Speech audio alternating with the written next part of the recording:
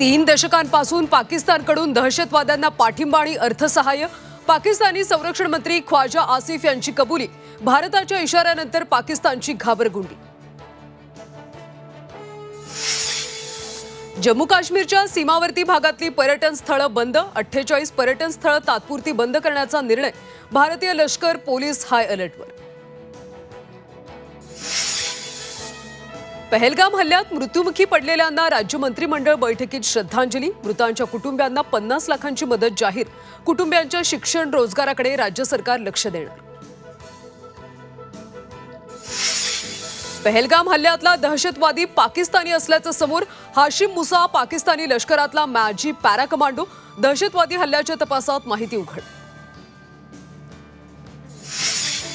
जम्मू काश्मीरच्या सीमावर्ती भागातली पर्यटन स्थळं बंद। पर्यटन स्थळं तात्पुरतं बंद करण्याचा निर्णय।